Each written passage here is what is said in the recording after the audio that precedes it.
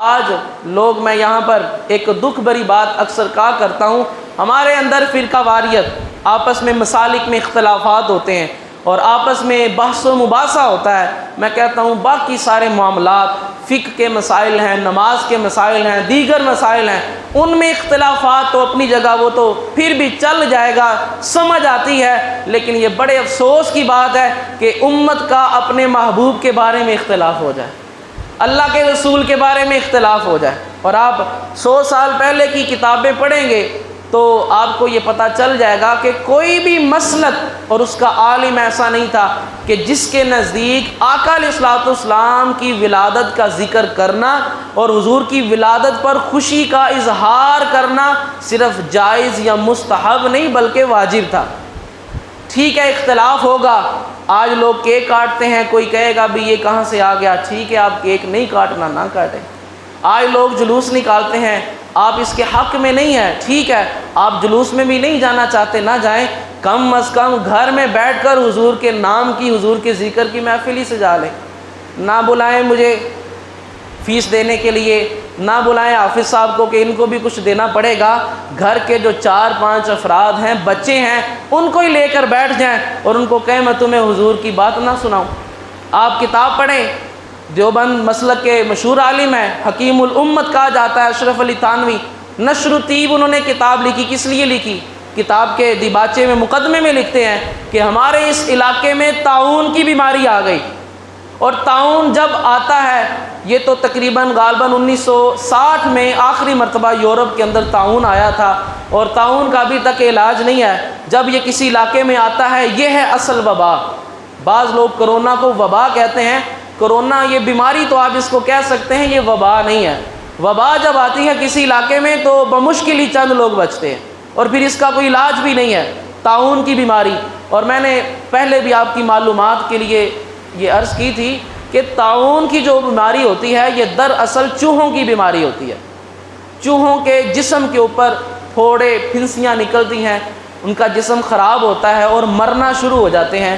جب بھی کسی علاقے میں ایسی علامات ظاہر ہونا شروع ہو جائے کہ چوہے خود بخود اس بیماری میں مبتلا ہو کر خود بخود مرنا شروع ہو گئے ہیں، تو سمجھ جائیں کہ خدا نخواستہ اس علاقے میں طاعون آنے والا ہے۔ اللہ رب العزت ہمیں ایسی بیماریوں سے محفوظ فرمائے۔ اب اس علاقے میں طاعون کی بیماری آئی تو انہوں نے یہ کتاب لکھنی شروع کی حضور کی فضیلت میں، نشر الطیب فی ذکر النبی الحبیب۔ نشر الطیب کا مطلب یہ ہے کہ خوشبو کا پھیلنا۔ کس لیے؟ خوشبو کیسے پھیلے گی؟ فی ذکر النبی الحبیب، اللہ کے محبوب نبی کے ذکر کے ساتھ۔ اب کتاب کا نام یہ ہے، اور وجہ کیا لکھتے ہیں؟ کہتے ہیں کہ آج تک اس امت کا یہ عمل رہا ہے، جب بھی کوئی بیماری، جب بھی کوئی آفت، جب بھی کوئی مصیبت آئی ہے، وہ اللہ کے محبوب کے ذکر کی برکت سے ضرور ٹل گئی ہے۔ میں اس لیے اللہ کے محبوب کی فضیلت میں، حضور کی شان میں یہ حدیث اور یہ کتاب لکھنے لگا ہوں، اور اس کتاب میں انہوں نے یہ حدیث بھی درج کی ہے کہ آقا علیہ الصلوۃ والسلام فرماتے ہیں کہ رب تعالیٰ نے ساری کائنات سے پہلے میرے نور کو تخلیق کیا۔ اس کتاب کے اندر انہوں نے یہ حدیث بھی لکھی ہے کہ جب میں پیدا ہوا تو میری والدہ کہتی ہیں کہ نہ مجھ سے خون نکلا بلکہ مجھے تو بس اتنا محسوس ہوا کہ مجھ سے نور نکلا۔ یہ مسند احمد کی حدیث ہے، یہ بھی اس کتاب میں ہے۔ اسی طرح مسلک اہل حدیث کے معتبر عالم دین نواب صدیق حسن خان بھوپالی، ان کی کتاب وہ بھی میرے پاس موجود ہے، الشمامۃ العنبریہ فی مولد الخیر البریہ، یعنی عنبر کی خوشبو ہے، کس وجہ سے؟ فی مولد الخیر البریہ، مخلوق میں جو سب سے افضل ہیں ان کی ولادت کے ذکر میں۔ اور اس میں وہ جملہ انہوں نے لکھا ہوا ہے، یہ بیان کرنے کا مقصد، اور میں جب بھی کوئی ایسی بات بیان کرتا ہوں، مقصد آپس میں توڑنا نہیں ہوتا، مقصد آپس میں جوڑنا ہوتا ہے۔ مقصد یہ ہوتا ہے کہ آپس کی غلط فہمیاں اور آپس کی جو نفرتیں ہیں وہ دور کی جائیں، اور سمجھا جائے کہ آقا علیہ الصلوۃ والسلام کی ذات، حضور کی ذات صرف میرے لیے نہیں ہے، صرف بریلویوں کے لیے، صرف اہل سنت کے لیے نہیں، حضور کو تو رب نے رحمت للعالمین بنا کر بھیجا۔ حضور تو کافروں کے لیے بھی رحمت ہے، حضور سارے جہاں کے لیے رحمت بن کر آئے ہیں۔ تو آقا علیہ الصلوۃ والسلام کی محبت میں انہوں نے یہ جملہ وہاں پر لکھا ہے اپنی کتاب میں صفحہ نمبر 7 کے اوپر کہ جب حضرت صلی اللہ علیہ وسلم کی ولادت کا ذکر ہو، ولادت بیان کی جائے، اور کوئی بندہ حضور کی ولادت کا ذکر سنے اور وہ خوش نہ ہو، اسے خوشی محسوس نہ ہو، وہ بندہ تو مسلمان ہی نہیں ہے۔ بچہ پیدا ہو، سارے شہر میں خوشی کی مٹھائی بانٹی جا رہی ہے، سارے شہر میں مبارکبادیں دی جا رہی ہیں، ہاں حضور کی ولادت پر اگر کوئی بندہ خوشی کرتا ہے، خوشی کا اظہار کرتا ہے، تو اس پر ہم فتوے لگانا شروع کر دیتے ہیں۔ ہاں اس میں یہ بھی ہمارے لیے ایک افراط اور تفریط سے بچتے ہوئے آقا علیہ الصلوۃ والسلام کے ذکر میں، حضور کی محبت میں صرف وہی چیز جائز ہوگی جس کا اللہ اور اس کے رسول نے حکم یا اجازت دی ہے۔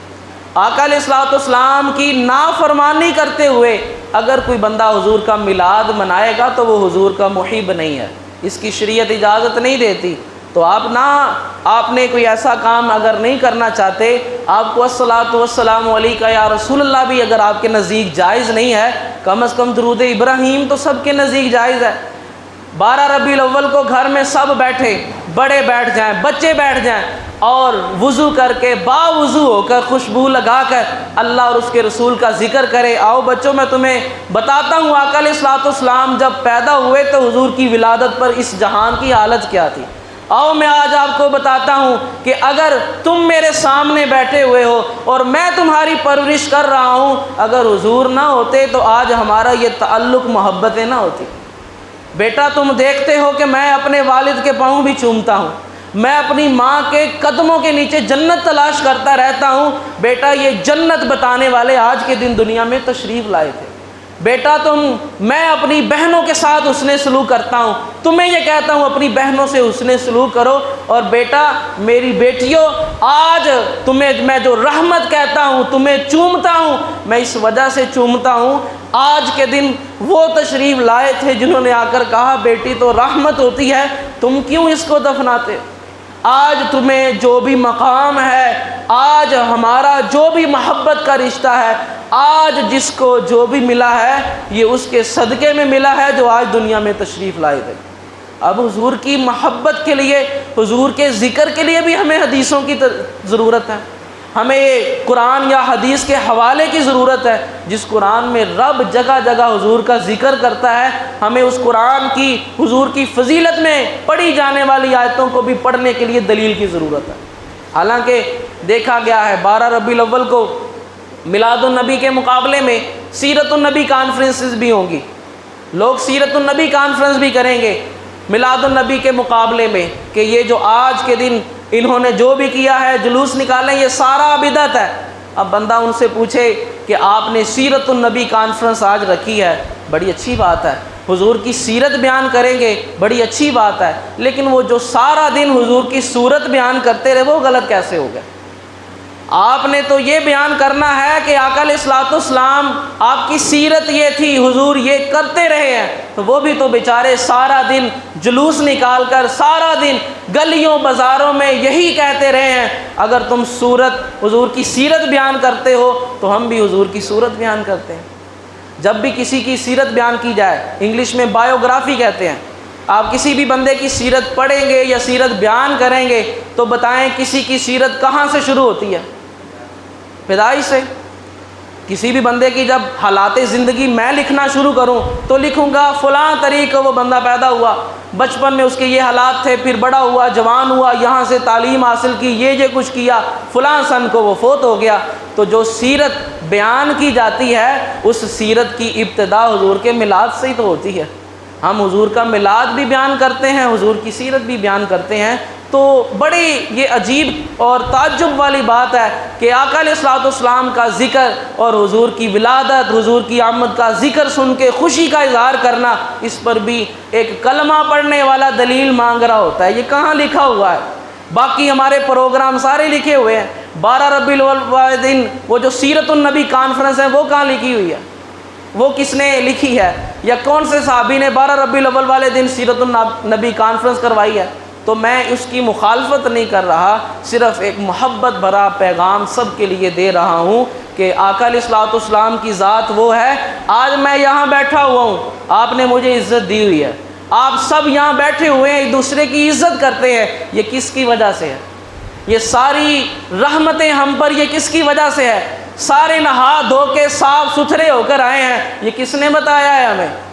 آپس میں ایک دوسرے کو درگزر بھی کرتے ہیں، معاف بھی کر دیتے ہیں، بڑی بڑی لڑائیاں جھگڑے ختم کر دیتے ہیں اور آپس میں محبتیں بانٹتے ہیں، یہ کس وجہ سے؟ اور کتنی تعجب کی بات ہے کہ وہ جو محبتیں پھیلانے کے لیے آئے تھے، آج ان کے نام پر ہم نفرتیں پھیلا رہے ہیں، آج ان کا نام لے کر ہم ایک دوسرے پر فتوے لگا رہے ہیں، یہ بدعت ہے، یہ کفر ہے، یہ شرک ہے۔ اب حضور کی ولادت کا بیان کرنا یہ تو قل هو اللہ احد کی تفسیر ہے۔ بھئی ہم یہ بتا رہے ہیں وہ اللہ کے محبوب اتنی شانیں اتنی عظمتیں رکھنے والے ہو کر آج کے دن پیدا ہوئے تھے، بھئی یہ وہ رب ہے صرف جو پیدا نہیں ہو سکتا۔ تو جب ہم لوگوں کے سامنے بیان کر رہے ہیں آج کے دن حضور پیدا ہوئے، تو ہم تو خود بیان کر رہے ہیں کہ معاذ اللہ آپ کی ذات جو وہ رب کی ذات تو نہیں تھی، وہ رب ہے، لم یلد ولم یولد۔ اور ہم کہتے ہیں آقا علیہ الصلوۃ والسلام سیدنا عبداللہ سیدہ آمنہ کے بطن سے پیدا ہوئے، اور رب تعالیٰ نے اپنی دنیا کی ساری نعمتوں سے بڑھ کر نعمت رب تعالیٰ نے اس امت کو عطا فرمائی ہے۔ تو آقا علیہ الصلوۃ والسلام کا ذکر خیر کرنا، حضور کی ولادت کا ذکر ہو، سیرت کا ذکر ہو، کسی بھی انداز میں آقا علیہ الصلوۃ والسلام کا ذکر ہو، یہ ایک بندہ مومن کے لیے برکت ہی برکت ہے، ایک مومن بندے کے لیے یہ برکت ہی برکت ہے، اور اس کے لیے نہ کسی دلیل کی حاجت ہے اور نہ ہی کسی ہمیں دلائل کی ضرورت ہے۔ اللہ رب العزت کی بارگاہ میں دعا ہے رب تعالی ہمیں اپنے محبوب علیہ الصلوۃ والسلام کے ساتھ اس طرح سے محبت کرنے کی توفیق عطا فرمائے جس طرح سے حضور سے محبت کرنے کا حق ہے، جس طرح حضور کے صحابہ نے حضور سے محبت کی۔ اب جس وقت آقا علیہ الصلوۃ والسلام نے صلح حدیبیہ کے موقع پر، یہ بخاری کی حدیث پاک ہے، صحیح بخاری میں ہے، آقا علیہ الصلوۃ والسلام نے وضو کیا، سب نے یہ حدیث سنی ہوئی ہے۔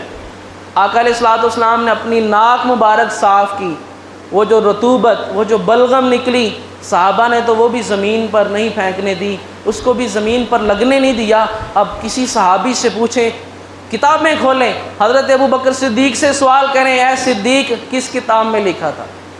اے ابو بکر قرآن کی آیت تو دکھاؤ کہاں لکھا ہے حضور کی بلغم بھی زمین پر گرنے نہیں دے رہی؟ بس رب تعالیٰ نے فرمایا وَتُعَزِّرُوا وَتُوَقِّرُوا، بس میرے محبوب کی عزت کرنی ہے، تم نے محبوب کی توقیر کرنی ہے، محبوب سے محبت کرنی ہے۔ اب جس طرح بھی کسی عاشق کو حضور سے محبت کرنے کا انداز ملے گا وہ اسی انداز میں حضور سے محبت کرے گا۔ صرف ایک قاعدہ ہے کہ وہ شریعت کے خلاف کوئی کام نہ ہو، اور اس کے علاوہ ہر جو کام ہوگا وہ آقا علیہ الصلوۃ والسلام کی محبت میں اگر کوئی کرتا ہے، شریعت کے خلاف نہیں ہے، حضور کے کسی حکم کے خلاف نہیں ہے، تو نہ قرآن میں اس کی ممانت ہے نہ کسی حدیث میں اس کی ممانت ہے۔